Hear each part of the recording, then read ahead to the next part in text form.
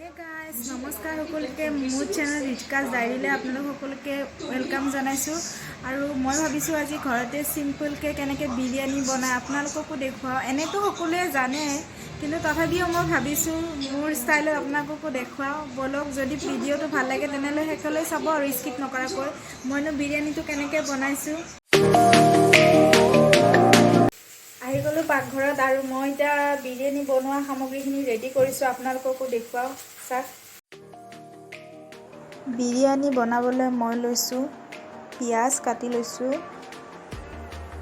এনেকৈ, তাৰপিছত পুদিনা কাটি লৈছোঁ, ধনিয়া কাটি লৈছোঁ, আদা নহৰু পেষ্ট কৰি লৈছোঁ আৰু জলকীয়া ফালি লৈছোঁ, ৰেড চিলি লৈ লৈছোঁ আৰু বিৰিয়ানী মছলা লৈ লৈছোঁ। এতিয়া আমি বিৰিয়ানী মছলাখিনি লৈ লৈছোঁ। এতিয়া আমি বইল কৰি থোৱা আলুত হালধি আৰু নিমখ দি দিম, দি এনেকৈ মিক্স কৰি ল'ম।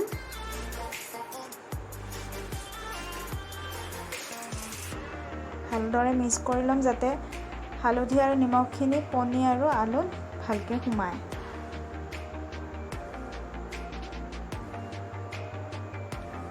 তাৰপিছত বাসমতি ৰাইচ লৈছোঁ। মই বিৰিয়ানীৰ কাৰণে বাসমতি ৰাইচ ল'লে বিৰিয়ানী খাবলৈ বেছি ভাল হয়। মই বাসমতি ৰাইচ লৈছোঁ আৰু এইখিনি ভালদৰে ধুই ল'ম। মনত ৰাখিব, মই কিন্তু ধুইহে থ'ম, ভিজাই নথওঁ। ভিজাই থৈ দিলে চাউলটো ভাঙি যায়, গতিকে মই ধুই ভাল কৰি এনেকৈ পানী নিগৰি যাবলৈ দিম।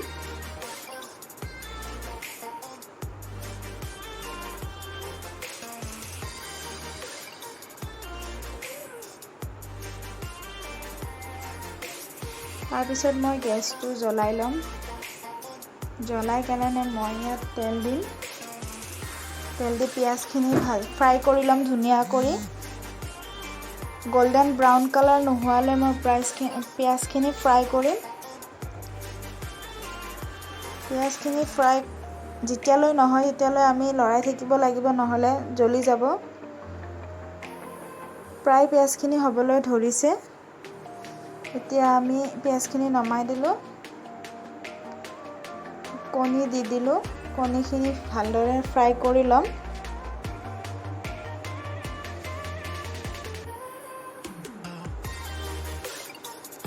যিহেতু মই আজি বনাব ওলাইছোঁ এই বিৰিয়ানী, গতিকে মোৰ কণীৰ অৱস্থা নাই, ভাঙি গৈছে মানে বইল কৰোঁতে। একো নাই, চলি যায়, খাবহে লাগে। এইখিনি মই ভালদৰে ফ্ৰাই কৰি লৈছোঁ। লগতে মই চিকেনো বনাই আছোঁ, দেখুৱাই আছোঁ আপোনালোকক। চাওক, বিৰিয়ানীৰ লগত চিকেন কাৰী। কণীখিনি ফ্ৰাই হোৱাৰ লগে লগে মই নমাই দিলোঁ। এতিয়া আলুখিনিও ভাজি লৈছোঁ।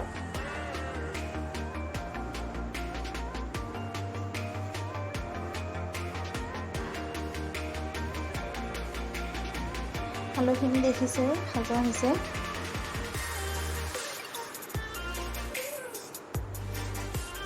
আলু আৰু কণী নমাই দিলোঁ। এতিয়া কুকাৰটো বহাই দিলোঁ গেছত। কুকাৰটো গৰম হ'বলৈ দিম। ইয়াত তেল দি দিম। ৰিফাইন অইল ব্যৱহাৰ কৰিছোঁ মই। চলি যায় আৰু ঘৰৰ বিৰিয়ানী, গতিকে ৰিফাইনখিনি গৰম হোৱাত মই ড্ৰাই মছলাখিনি দি দিছোঁ। দালচেনি দিছোঁ, তেজপাত দিছোঁ, শুকান জলকীয়া দিছোঁ, ইলাইচি দিছোঁ আৰু জায়ফল দিছোঁ। এইখিনি ভালকৈ ভাজি কৰি ল'ম। তাৰপিছত ইয়াতে কাটি থোৱা পিঁয়াজ দি দিলোঁ মই। পিঁয়াজখিনি লৰাই থাকিম গেছটো ল' ফ্লেম কৰি।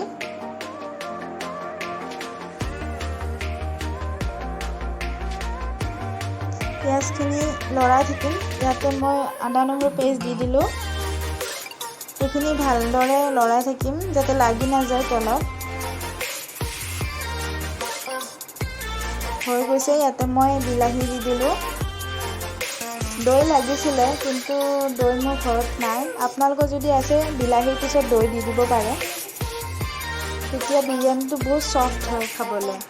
ইয়াতে মই হালধি গুড়ি দি দিলোঁ, ৰেড চিলি দি দিলোঁ আৰু অকণমান গৰম মছলা দিছোঁ।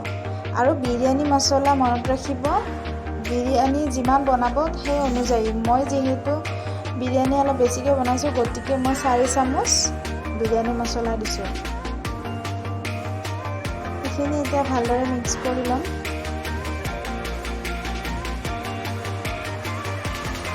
এইখিনি ভাজা হ'লে ধুনীয়া কৰি পানী ঢালি দিম মই। পানীটো আপোনালোকে অলপ হেৰি কৰি দিব লাগিব, আইডিয়া কৰি দিব লাগিব। মই 1 মগ পানী দিছোঁ, যিহেতু মই অলপ বেছিকৈ বিৰিয়ানী বনাই আছোঁ। আপোনালোকেও পানীটো নিজৰ সুবিধা অনুযায়ী কিমান লাগিব আইডিয়া কৰি দিব। এতিয়া মই ভাজি থোৱা আলু আৰু কণীখিনি দি দিলোঁ। পুদিনা পাত দি দিলোঁ, ধনিয়া পাত দি দিলোঁ। ঘৰৰে ধনিয়া দিলোঁ আৰু বজাৰৰ ধনিয়াটো নাপালোঁ। নিমখ দি দিলোঁ সোৱাদ অনুযায়ী। এতিয়া ৰাইচখিনি এনেদৰে দি দিম লাহে লাহে।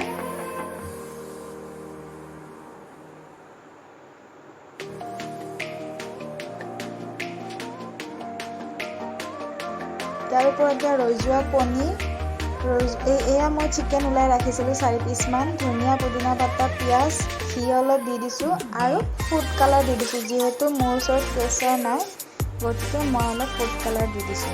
আপোনালোকৰ যদি কেশৰ আছে ফুড কালাৰটো এভইড কৰিব।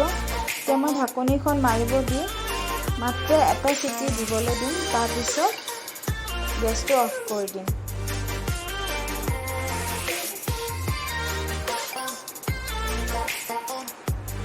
গেছটো বঢ়াই দিলোঁ আৰু মই ৰৈছোঁ। হৈ গ'ল মোৰ বিৰিয়ানী। চাবলৈ পাইছোঁ পূৰা পাৰফেক্ট হৈছে, পাৰফেক্ট সিজিছে, পূৰা এটা হৈছে।